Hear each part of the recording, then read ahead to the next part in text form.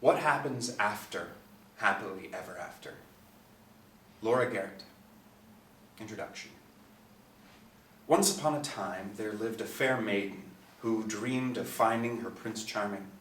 As she grew, she wandered the land in search of the man of her dreams, kissing numerous frogs in the hopes they would manifest into a prince.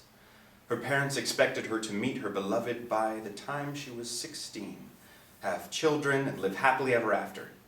Being 23 of age, the fair maiden began to fear she would spend the rest of her life alone.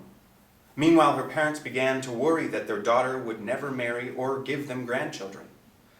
The pressure and the fear were overwhelming for the fair maiden, so she went into the forest and resumed kissing frogs, determined not to leave until she met the man of her dreams, or at least one she could live with. And that is exactly what she did. During her quest, she came upon a fairly handsome frog, dark green in color with round, dreamy eyes and a few warts. Their eyes met, she kissed him, and he turned into just a man.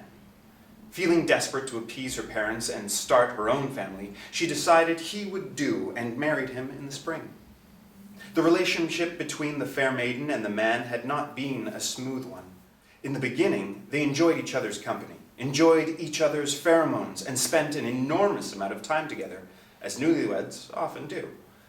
It was not long after the honeymoon that the couple began to argue and spend less time with each other. The fair maiden began to resent the man for being lazy and unmotivated, as he preferred relaxing on the couch to helping with the household chores. She felt ignored, as though he forgot she existed in the castle. The man, on the other hand, had grown weary of the fair maiden's incessant nagging, making him feel like nothing he did was good enough, complaining he would not talk to or spend time with her. The man figured now that they were married, the maintenance of the relationship would be effortless, just like it was in the beginning. It never occurred to the fair maiden to communicate her feelings or needs to the man.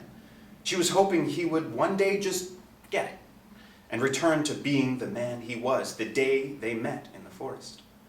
Early one morning, another heated argument ensued. The fair maiden asked the man if he would go to the theater that evening.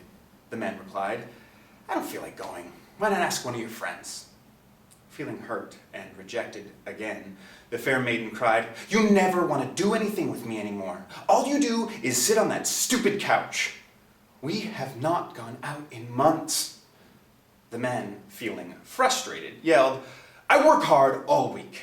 I am constantly at someone's beck and call, and I just want to relax on my day off. Why do you always take everything so personally? Why can't you ever be happy?" Incensed, the fair maiden screamed, "What do you think I do all week? I maintain the household, getting no help from you. All I am asking for is some quality time with my husband. Is that so much to ask?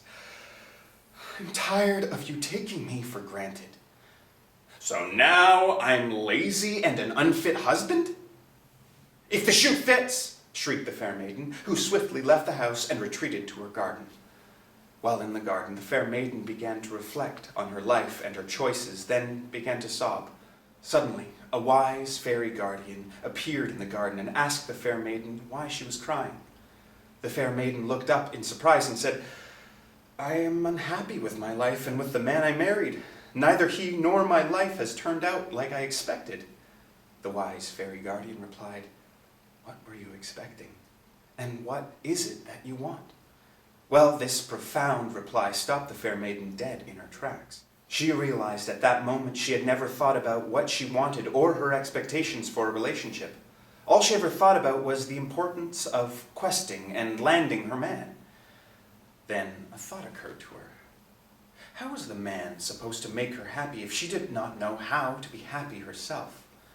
As a result of this grand insight, the fair maiden returned to the castle, locked herself in the highest tower, and began to journal. As she wrote, she discovered in order to have a healthy relationship with her man, or any other man for that matter, she needed to have a healthy relationship with herself.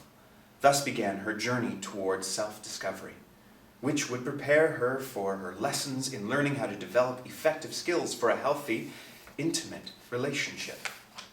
As it turned out, the fair maiden was not the only one in the kingdom who was in an unhappy relationship. Many a commoner had made similar mistakes, such as blindly seeking love and having no idea what they were looking for, only to be in a relationship as opposed to being alone. The commoners could not be blamed for their mistaken ideas.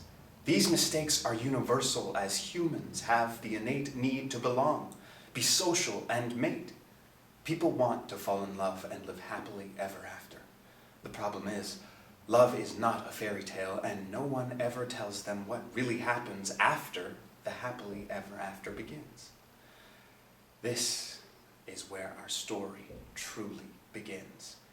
It is about the work that takes place to maintain a healthy relationship once the initial attractions wear off, and more importantly, how to attract the right person in order to begin building a healthy relationship. Relationships are hard enough to maintain without having to fight your way through with the wrong person. There are no perfect relationships. We're just humans trying to find a loving partner to navigate life with. It takes work and there is conflict, but with the right skills and the right person, it can be extremely satisfying. This is what the fair maiden is about to discover. It is my greatest hope that the information presented in this book will help alleviate the many unnecessary broken hearts and love turning to hate that so often result from entering relationships for the wrong reasons.